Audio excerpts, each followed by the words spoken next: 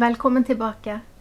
Det er 13. desember og Lucia-dagen, og i dag er det på tide med kapittel 13 av Snesøstra. Henrik serverte saft på et bord han hadde i hjørnet. Jeg tok mange små slurker etter hverandre, for så lenge jeg drakk trengte jeg ikke å si noe. Henrik så på meg. Hvor gammel er du, spurte han. Jeg blir snart 11. 11 helt. Du er lav for alderen. Jeg er nok litt lav, ja. Jeg kjente en gutt som lignet på deg en gang, sa han. Å? Er du dårlig i fotball? Ja. Det var han også. Vet du hva han gjorde når de andre var ute og spilte i friminuttene? Nei. Han satt inne og tegnet. Å. Han tegnet seg gjennom hele barneskolen og ungdomsskolen, og til slutt så lagde han seg en jobb ut av det. Han slo ut med armene mot alle kortene som hang rundt oss, og plutselig skjønte jeg. Den gutten var deg! Det har du rett i, gitt.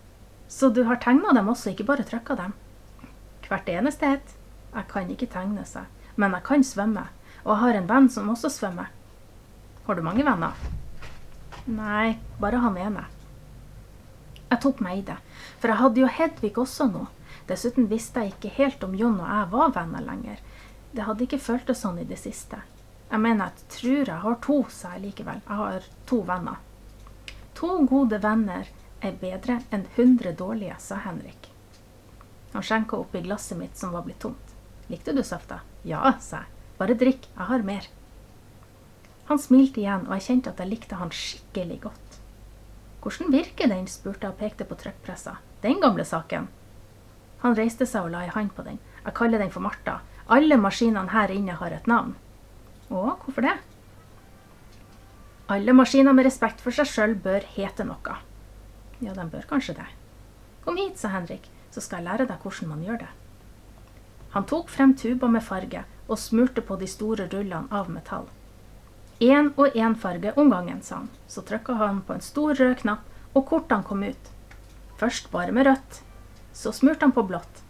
Den blå fargen blandet seg med den røde og ble lilla.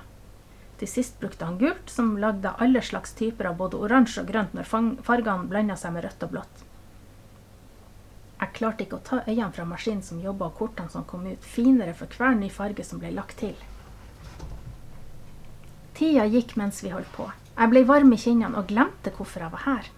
Det var så mange knapper som måtte trykkes på, og spaker som måtte dras i, og ting man måtte være forsiktig med, at jeg ikke rakk å tenke på noe annet. Til slutt var kortene ferdigtrykket. Det var en hel bunke av dem, 4 og 4 på hvert ark. Og nå må vi dele dem, sa Henrik. Han tok meg med bort til en annen maskin. Hun her kaller jeg Klara.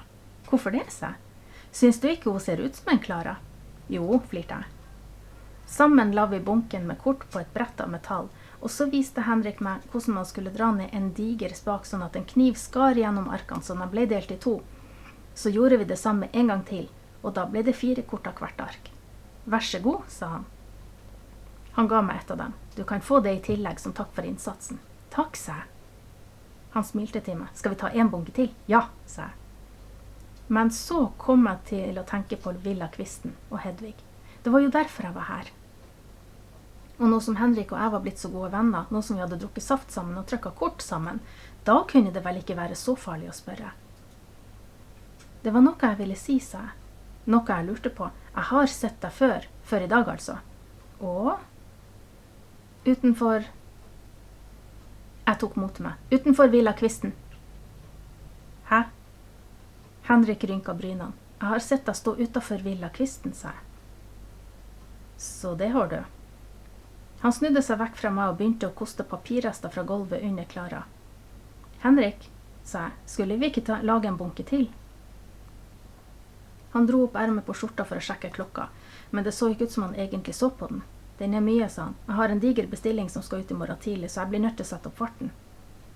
Men jeg tok mot til meg. Hva gjorde du der ved Villa Kvisten? Du hadde jo nøkkel, men så gikk du ikke inn.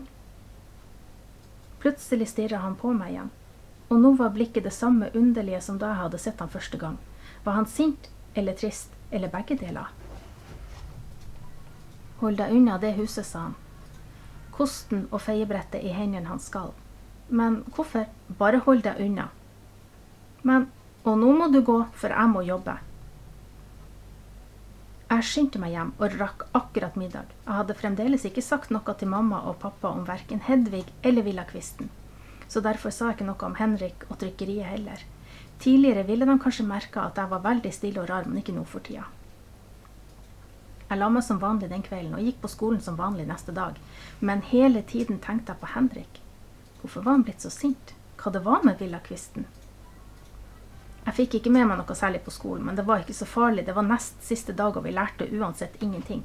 Jeg tenkte bare på Henrik, og på Hedvig, og på Villakvisten ikke minst. Og etterpå skyndte jeg meg hjem, kastet i meg en brødskive, og så slengte jeg skøytene mine i en bag. Jeg måtte spørre henne om alt sammen. Jeg måtte faktisk det. Det var det 13. kapitlet av Snesøstre. Kom tilbake i morgen, så skal du få det neste kapitlet.